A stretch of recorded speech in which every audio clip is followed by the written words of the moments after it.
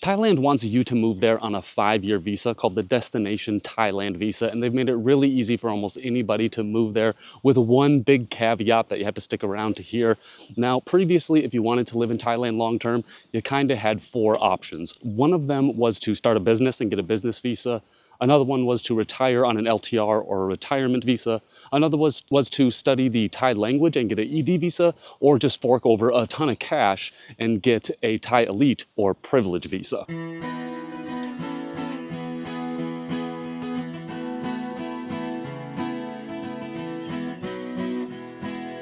So Thailand actually created the Destination Thailand Visa in June 2024. And since then, I've been watching all the other YouTube videos about it. I've been reading the blogs about it. And I've been listening to all the podcasts that the Thai representatives have been going on and talking about it in. And so I've basically just been preparing myself to apply for it as well.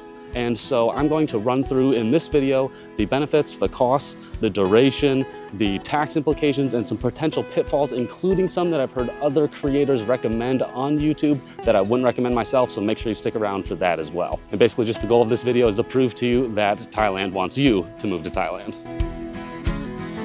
Now, before I get into the cost and who can apply to this visa, let's run over just a little bit of history of this visa. Because it kind of serves 2 purposes. Number one is it attracts the rising population of digital nomads around the world, but it also does what they call promoting Thai soft power. So this is the idea of just getting people to have, positive feelings toward Thailand, but also promoting their culture through things that are integral to it, like Muay Thai, cooking, their medical care, all these different things. And so we'll talk a little bit more later on how you can use these things to get this visa. So there is a minimum age of 20 years old, and when applying for this, there's an application fee as well of 10,000 Thai baht. Now that's gonna vary based on if you apply online or based on which embassy you apply at, so make sure you keep yourself updated. So there are essentially 3 groups of people who can actually apply for this visa. And the first one's going to be your remote workers. That's going to include your freelancers, your digital content creators, like myself, for example. And you will have to show some kind of income proof for that. Right now, there's not really any kind of certain minimum on how much income you have to show. That might change in the future, but as for now, they just want to see that you are actually making money as a remote worker. The second group of people are the people who want to get themselves involved in the Thai soft power activities. So maybe you want to learn Thai cooking, maybe you want to learn Muay Thai. These are activities that will work for you. Maybe you want to go to some seminars and festivals. These might work as well. Maybe scuba or yoga is more your thing. Those can work in some instances. They just recommend that whatever activity you're going to be undertaking, that it lasts at least 6 months before applying in order to maximize your chances for approval. And finally, there's the last group of people who can apply, and this is why I say Thailand wants you to move to Thailand, is because it's basically anybody can do this, I think. You just have to get your medical care done in Thailand. So basically all you have to do is set up an appointment, get a PDF for it scheduled out, and you can apply for your DTV Visa using that PDF. It's basically just a way that they're influencing people to come to Thailand through their advanced medical care, which they definitely have. Definitely check out the big hospitals in Bangkok, for example. In Phuket, there's really good hospitals, Chiang Mai as well. And so there's lots of places you can get really high quality healthcare, and this is a great way to get into Thailand for 5 years. So I told you at the start of the video how there's one big exclusion to this as well, and that's that you need to have 500,000 Thai baht in a liquid account in order to show financial solvency. It can't be something like Wise or Revolut or a PayPal account, nothing like that. It needs to be a liquid account, like a savings account or a checking account, something along those lines. Now, this is where I heard another creator suggest that you could just take out like a personal loan and have that in there to make up for it if you don't have the money. I wouldn't suggest that. You actually need to have the money, because Thailand is not looking for your borrowing power. What they are wondering is, are you financially stable? And I don't think taking out a personal loan is a good way to show financial stability, trying to meet their requirements. It might work for some people starting out, but if it does, it's not gonna last, and I certainly wouldn't recommend it myself.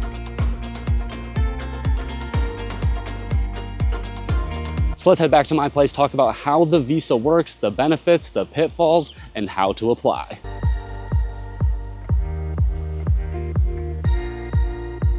All right, let's get started with the duration of the visa, and this is going to be talked about in two parts. The first part is the validity of the visa. Now, the validity of the visa, that's going to be administered by the Ministry of Foreign Affairs or the embassies or the consulates, and this lasts up to 5 years, but that is going to be separate from the validity of stay. Now, the validity of stay is issued by the Immigration Bureau when you cross into the country. So you get the visa through the Ministry of Foreign Affairs.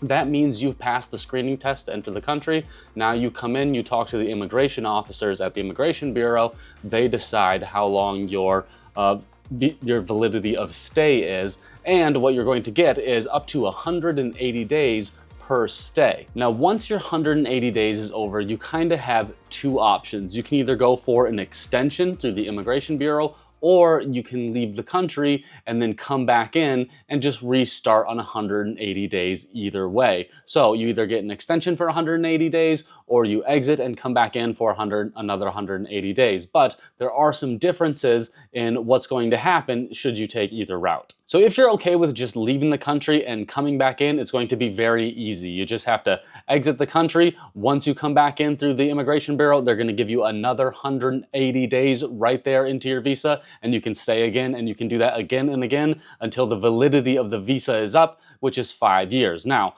the other option you have is the extension, but there's a couple catches to the extension. Number one is the extension is going to cost you 1,900 Thai baht each time you want to extend it.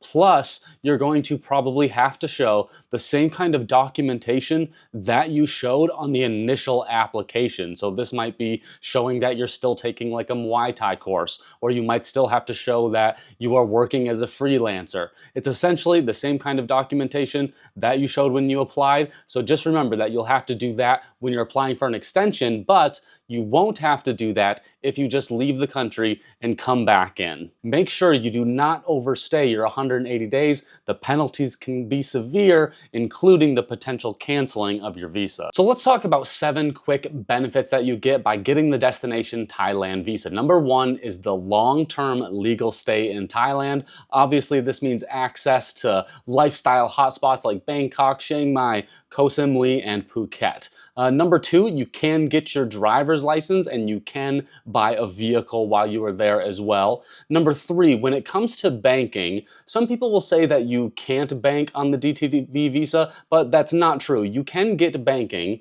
It's just that you don't get any special privileges through the DTV visa that you might get through another visa like a Thai privilege visa. They have special privileges that they'll get for banking, things like that. The DTV visa won't get that. All you'll have to do is just go to the different banking authorities and try to fulfill their requirements. The 4th benefit of living in Thailand is the affordable cost of living, including healthcare. So you're still going to want to get insurance when you're there, but even small things like getting your teeth cleaned at the dentist might be less than $30, going to a doctor checkup, $15, and these are prices that I've personally experienced over there. So the 5th benefit of living in Thailand on the DTV visa is you get access to their high-speed internet. It's usually even faster than what I can get in the United States, and for a fraction of the price, mind you. The 6th benefit that we've touched on briefly already is that you're going to have easy access to visa runs, places like Malaysia,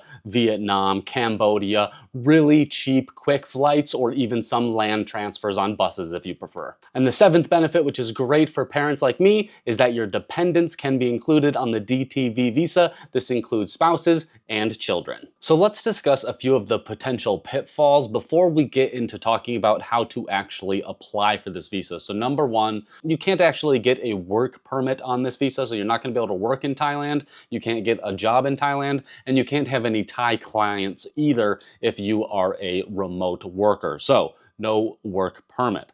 Secondly, you are going to have a visa run no matter what. So even if you get that extension, after those 360 days, so your first initial 180 days, then your extension of 180 days, you still have to leave the country no matter what, and then come back in to get your next 180 days. So no matter what, there are visa runs that might be a potential pitfall for some people. Number 3, we did talk about some internet infrastructure being really good there, and that is true in places like Bangkok, Chiang Mai, Phuket. I found really good internet in all those places, but in rural places it might be a little bit more patchy. So just be aware of that, that the internet infrastructure is largely going to depend on where you are at. So even though you can get high quality digital nomad quality internet, it is not available in all parts of Thailand. Moving on, there is no path to permanent residency with the DTV visa, so that might be a pitfall for some people. Even though it's a 5-year visa,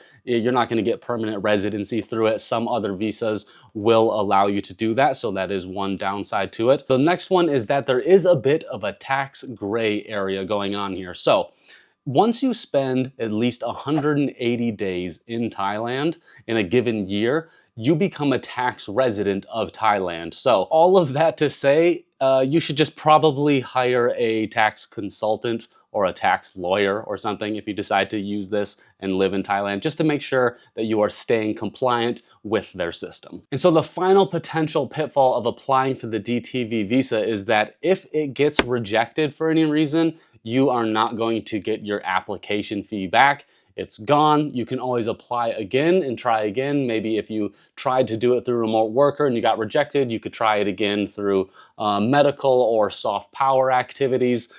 That might work for you, but again, you're not going to get that application fee back from the one that first got rejected. So if you are going to apply for it, here is what you're going to need. You're going to need a passport and a photo of yourself with a white background, so a copy of your passport, the biodata page. You're also going to need that proof of funds, that 500,000 Thai baht in a liquid account. You might have to show like bank statements, payment receipts, most recent tax statements. If you're a freelancer, for example, you might have to show that you're enrolled in a Muay Thai course. If that's the route that you're going, you might have to show the medical certificate that you have an appointment coming up in Thailand. These are all kind of documents you might need. You might also need to give some kind of statement about who you are and why you're applying for the visa as well. And just keep in mind that the processing times on these are going to vary wildly. So some people are reporting that they're getting their visa back in as few as 3 days,